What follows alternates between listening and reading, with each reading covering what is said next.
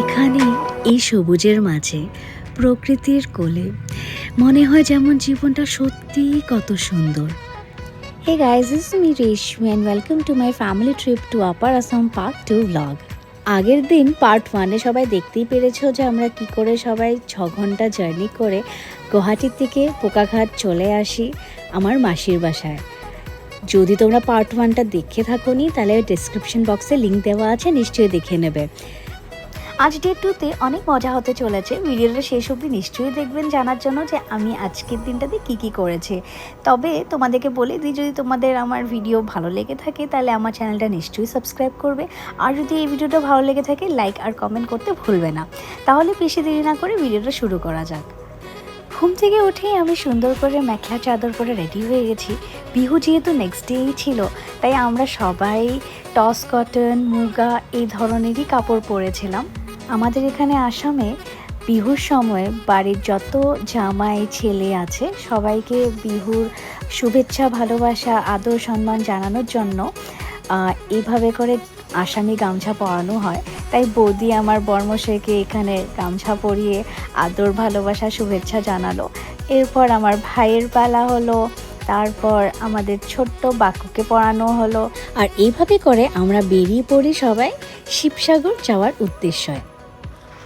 আমাদের সাথে বোকাখাত থেকে শিবসাগর যাওয়ার জার্নিতে আমার দাদা বৌদি ছিল, সাথে বাকু ছিল। আমার ভাই রাহুল চলে যায় ওদের গাড়িতে, আর আমাদের গাড়িতে আমরা থাকি আমার মা, আমার শাশুড়ি মা, আমি আর আমার বর্মশাই। বোকাখাটে একটা খুবই সুন্দর ফেমাস স্পট আছে ব্রেকফাস্ট করার জন্য। এখানে লুচি পুরি যে এত টেস্টি কি যে বলবো।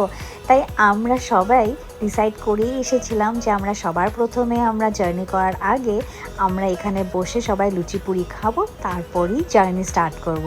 তো আমরা সবাই এখানে সিটে বসে গেছি, সবাই যেখানে যেখানে জায়গা পেয়েছে সবাই। আর আমি আর আমার বড় পাশের এক সিটে বসে গেছিলাম, কারণ এই জায়গাটাতে জায়গা ছিল না। মা আমাদেরকে বলছিল পাশের সিটে বস গিয়ে, তো আমরা এখানে বসে গেলাম।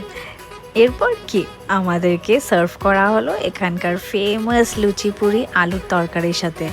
এই যে আলুর তরকারিটা আমি যে কি বলবো, এত স্বাদ, এটা টেস্ট না করা অবধি কেউ বুঝতে পারবে না। ব্রেকফাস্ট করে আমরা সবাই গাড়িতে বসে যাই। এরপর আমরা স্টার্ট করে দিই ফাইনালি শিবসাগর যাওয়ার জার্নি। বোকাখাত থেকে শিবসাগর যেতে 2 আওয়ার 30 মিনিটসের মতন লাগে। আর ওই দিনটা এতটাই সুন্দর ছিল, বৃষ্টি বৃষ্টি ভাব আর এত ঠান্ডা একটা হাওয়া চলছিল, আমাদের সবারই খুবই ভালো লাগছিল, খুবই মজা হচ্ছিল। আর দেখো তো চারোদিকে কি সুন্দর চা বাগানের দৃশ্য, আমাদের যে কী দারুণ লাগছিল। রাস্তাটাও এতটাই সুন্দর, আর এই চা বাগান দেখে দেখে আমরা জার্নি করছিলাম, সুন্দর গান শুনছিলাম, কি যে আনন্দ হচ্ছিল। আর পাশের গাড়িতে বাকুকে দেখো, ও সানরুফে উঠে আমাদেরকে বাই করছিল। ওদেরও নিশ্চয়ই খুবই আনন্দ লাগছিল। এত চা বাগান দেখতে দেখতে আমরা ফাইনালি স্টপেজ দিয়ে একটা চা বাগানে নেমে পড়ি, যেখানে আমরা প্রচুর ফটোস অ্যান্ড ভিডিওস করি। এক কাপ চায়ের মাঝে লুকিয়ে থাকে হাজারো গল্প, যা শুরু হয় এখানেই, এই সবুজের রাজ্যে। আমি জানো তো ভাবি চা বাগান শুধু দেখার নয়, অনুভব করার একটি জায়গা। এখানে প্রতিটি পাতায় লুকিয়ে আছে হাজারো গল্প, পরিশ্রম আর ভালোবাসার ছোঁয়া। চা বাগানের থেকে আর 30 মিনিটস পরেই আমরা শিবসাগর পৌঁছে যাই। আর আমরা সবার প্রথমে আমরা চলে যাই আমাদের ফার্স্ট স্পটে, যেটা হলো তলাতল ঘর। তলাতল ঘর আসামের শিবসাগরে অবস্থিত একটি বিখ্যাত ঐতিহাসিক স্থান। এটি আহোম রাজাদের সময়ে তৈরি করা হয়েছিল। এই ঘরটির সবচেয়ে বিশেষ দিক হলো এর নিচে থাকা গোপন সুড়ঙ্গ। তলাতল মানেই নিচের তলা। এই সুড়ঙ্গগুলো যুদ্ধর সময় পালানোর জন্য ব্যবহার করা হতো। উপরে রয়েছে বড় বড় ঘর, যেখানে রাজারা তাদের কাজ করত।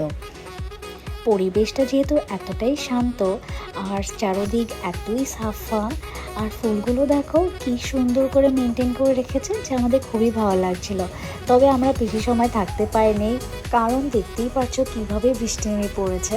তাই আমরা গাড়িতে বসে ওয়েট করছিলাম আমাদের নেক্সট স্টপে যাওয়ার জন্য, যেটা এখান থেকে একদমই কাছে। বৃষ্টি থামার পর আমরা চলে যাই আমাদের নেক্সট স্পটে, যেটা তলাতল ঘর থেকে একদমই কাছে, সেটা হলো রংঘর। রংঘর আসামের একটা খুবই পুরানো আর গুরুত্বপূর্ণ ঐতিহাসিক জায়গা। রংঘরকে এশিয়ার প্রথম অ্যাম্পি থিয়েটার বলেও ধরা হয়। এটা তৈরি হয়েছিল আহোম রাজত্বের সময়। আগের দিনে রাজা আর রাজপরিবার এখানে বসে খেলা দেখতেন। বিশেষ করে মহিষ লড়াই খুব পপুলার ছিল। রংঘর দুতলা একটা সুন্দর ঘর, যা ইট আর চুন দিয়ে তৈরি। এত বছর পরেও এটা আজও মজবুতভাবে দাঁড়িয়ে আছে। আজকেও অনেক মানুষ এই জায়গায় দেখতে আসেন আর আসামের ইতিহাস সম্পর্কে জানেন। রংঘর থেকে বের হয়ে দেখি আমার দাদা আর ভাই ফুচকা খাচ্ছে, তাই আমি আমার বাটি নিয়ে বাড়িয়ে পড়ি আর ফুচকা একটু খেয়ে নিই। এরপর দেখি পাশের দোকানগুলোতে এত সুন্দর সুন্দর জিনিস রাখা ছিল যে আমরা টুকটাক জিনিস বিহুর গিফট হিসেবে কিনে আমরা বেরিয়ে পড়ি আমাদের নেক্সট ডেস্টিনেশনের উদ্দেশ্যে। শিবসাগর আসবো আর শিবদোল যাব না তা কি হয়? তাই আমরা সবাই গাড়ি পার্ক করে গাড়ির থেকে নেমে আমরা চলে যাই মন্দিরে। এবার সেদিন ছিল সোমবার, তাই সোমবারে তো একটু শিব মন্দিরের বাইরে ভিড় হবেই, তাই প্রচুর ভিড় ছিল। তবে আমরা খুব সুন্দর করে মন্দিরের ভিতরে ঢুকে পুজো দিয়ে অনেক ভালো করে আমরা ভোলেনাথের দর্শন করতে পারি। আর দেখো পরিবেশটা কত শান্ত, কত ভালো লাগছিল। আর সেদিন অ্যাকচুয়ালি মেঘলা হওয়াতে আর বৃষ্টির ওয়েদারটা করাতে এতটা বেশি ভালো আর প্লেজেন্ট ওয়েদার ছিল না, ছিল গরম না ছিল বেশি ঠান্ডা। আর এত পরিবেশটা ভালো লেগেছে আমার প্রথমবার। আর এতই ভালো একটা সময় আমরা এসেছিলাম, বিহুরও সময় ছিল, সোমবার, খুবই ভালো লাগছে। জানো তো শিবদোলকে বলা হয় নর্থ ইস্ট ইন্ডিয়ার মধ্যে সবচেয়ে উচ্চ শিব মন্দির। এর উচ্চতা প্রায় 104 ফিট। মন্দিরের পাশেই আছে শিবসাগর পুকুর, যা পরিবেশকে আরও শান্তিময় ও মনোরম করে তোলে। শিবদোল শুধু একটা মন্দির নয়, এটি আসামের ইতিহাস, সংস্কৃতি ও ভক্তির একটা জীবন্ত প্রতীক। আমাদের সবার এখানে এসে সত্যি খুবই ভালো লেগেছে।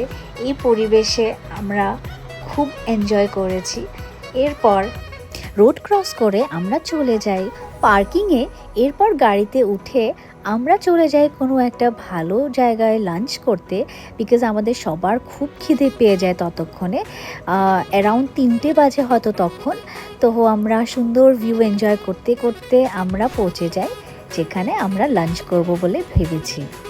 এদিকে দেখো আমরা বসে গেছি আর আমাদের লাঞ্চও ততক্ষণে চলে এসেছিল। আমরা নিয়েছিলাম টিপিক্যাল অ্যাসমেস থালি, খুবই স্বাদ ছিল খাবার, আমরা খুব ভালোভাবে খেয়েছি। লাঞ্চ করে উঠে প্রায় 4:40 মতন হয়ে গেছিলো, তখন আমরা বেরিয়ে পড়েছি বাড়িতে ফিরে যাওয়ার উদ্দেশ্যে। বাড়িতে মানে পোকাঘাটে, আমার মাসির বাসায় রিটার্ন। মাসি মেশো এসেছিল না, ওরা বাড়িতেই বললো থাকবে। আর আমরা সবাই এসেছিলাম ঘুরতে শিবসাগরে, আর ঘুরে এবার আমরা আবার চলে যাচ্ছি ওদের কাছে। যখন ফিরে আসি দিনের শেষের দিকে, খুব ক্লান্ত লাগে মন আর শরীর নিতে। তবু প্রকৃতির সৌন্দর্য যখন চোখে ধরে আর সূর্য মামা মেঘের সাথে লুকাচুরি করে, তখন দিনের সব ক্লান্তি শান্ত হয়ে যায়, মন ভরে ওঠে, একটা মিষ্টি শান্তিতে ভরে যায়। আমাদের এই সুন্দর দিনটি শুরু হয়েছিল বৃষ্টির সাথে, আর এবার শেষও হতে চলছে বৃষ্টির সাথে। আমরা যখন বাড়ি ফিরি তখন আবার সেই বৃষ্টি নেমে পড়ে, অল্প অল্প করে, হঠাৎ করে জোরে নেমে পড়ে। এরপর আর কি, এইভাবে করেই কথা বলতে বলতে আমরা পৌঁছে যাই পোকাঘাট। আর পোকাঘাটে এসেই ওদের বাড়িতে ঢুকে পড়ি। দেখো কি সুন্দর করে মেশো গেটে অপেক্ষা করছিল আমাদের, আমরা আসতেই গেট খুলে দিয়ে আমাদেরকে ওয়েলকাম করলো। এভাবে করে আরও একটা দিন সুন্দর জীবন থেকে শেষ হয় এক নতুন দিনের অপেক্ষায়। আজ ছিল টিউসডে, আমাদের বাড়ি ফেরার দিন, মানে ব্যাক টু গুয়াহাটি। আর টিউসডে যখন মাসি বলল যে আমাকে আর আমার বরকে একটু নজর তাড়িয়ে দেবে, কেন কি আমাদের দুজনের ইভেন্চুয়ালি সবাই বলা মতে খুবই নজর লাগে, তাই আমরা মাসি আমাদের নজর তাড়িয়ে দিল। আর সবাই এখন প্রণাম করে নিলাম। আর এবার আমাদের বাড়ি ফিরে যাওয়ার পালা। মনটা খুবই খারাপ লাগছিল, তবে এই আশাতে আছিলাম যে আবার তো দেখা হবে। এবার মন্দির থেকে গোপু সোনাকে উঠিয়ে নিয়েছি, আর এবার ফাইনালি বাই বাই বলে আমরা চলে যাচ্ছি গুয়াহাটি। দুদিন খুব ভালো কাটালাম বোকাখাটে। এতদিন পর সবার সাথে দেখা হয়েছে, খুবই ভালো লেগেছে, খুবই মজা হয়েছে। তবে এক না একদিন তো সবারই বাড়িতে ফিরতেই হয়, তাই না? তো আমরাও বাড়ি ফিরছি। আশা করছি খুবই জলদি আবার সেই দেখা হবে, আবার অনেক মজা হবে। এই আশাতেই গাড়িতে উঠে বসে পড়ি আর আমরা স্টার্ট করে দিই আমাদের return journey back to Guwahati.